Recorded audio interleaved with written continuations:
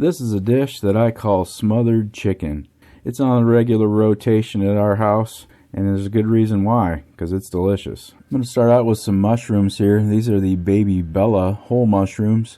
White button mushrooms would be good too. I kind of use either these or the white button mushrooms, just depending on which one's cheaper that day at the grocery store. But if you don't like mushrooms, just skip this. Mushrooms aren't required for this recipe. I do prefer to buy the whole mushrooms and wash them and chop them myself. I've had some bad experiences with the pre-sliced mushrooms that say ready to eat. I think there's dirt in there. I don't know, I just had some bad experiences with the pre-sliced ones, so this is how I do it. And as you can see, these mushrooms definitely need to be washed. There's pieces of dirt clinging to the outside of the mushrooms, and I don't use a brush or anything special to wash the mushrooms, just a low flow of cold water and just kind of rub them with my fingers. And that works pretty well, just gets everything off real nicely and leaves me with some nice clean mushrooms. This particular box of mushrooms was a little dirtier than normal, and there were even some full dirt clods left in the bottom of the container, which I've only seen a couple of times. Kind of weird. Whether or not I use the stems of the mushrooms kind of depends on what condition they're in. If the stems look pretty dried out, I'm definitely going to just get rid of the stems. And that's the case here with these. The stems do look a little dried out, and I'm just going to cut them off right where the stem meets the cap there. You could pull them off too, but I'd like to cut them. And I'm going to slice these mushrooms into pretty thick slices, probably about a ½ inch or so. And that's because they will shrink a lot when we cook them. They'll probably shrink 75% of their size right now because they're mostly water. Next is a couple of bell peppers. I've got a red and a yellow one here.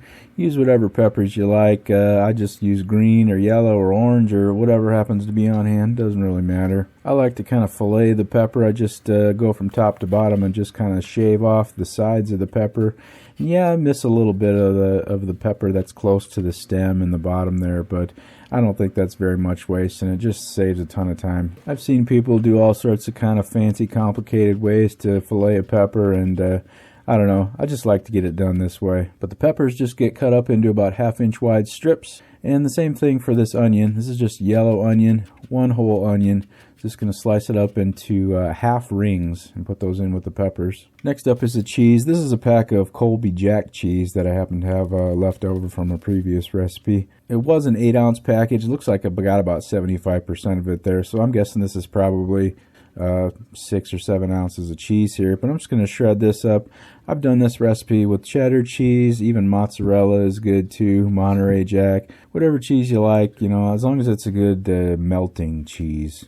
And the chicken I'm using for this dish is chicken tenderloins.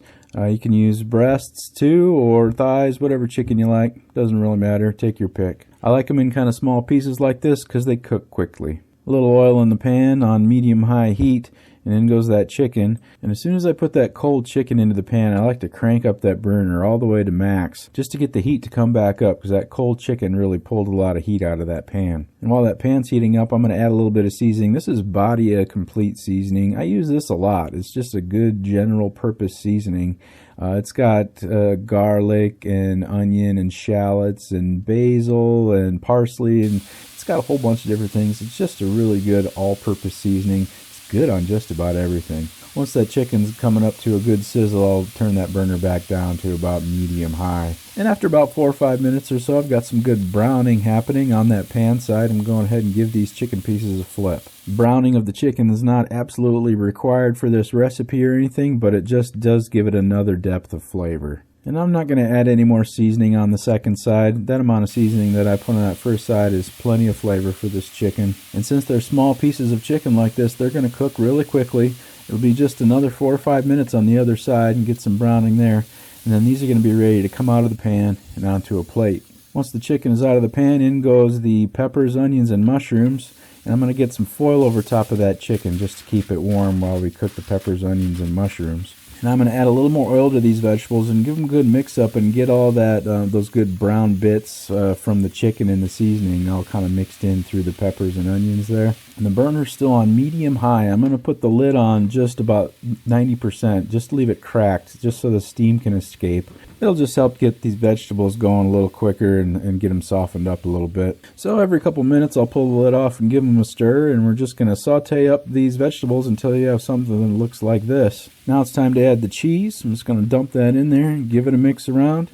Once that cheese gets all melted and kind of dispersed throughout the peppers and onions, I'm going to clear a space in the middle, and in goes the chicken. Obviously you don't have to clear a space in the middle, but I thought, hey, I'm making a video, why not make it fancy? Sometimes I dump the chicken in at the same time as the cheese and just kind of mix it all into one gooey, cheesy mess. But today I'll put the chicken on top, make it look fancy for you. So this is where the name Smothered Chicken comes from. Here goes the chicken, and it gets smothered with those cheesy peppers, onions, and mushrooms. And tonight we're serving this with some brown rice and a little bit of butter on that rice. I think this smothered chicken probably took a grand total of about 30 minutes, including prep. This is a super simple, delicious, and healthy dinner.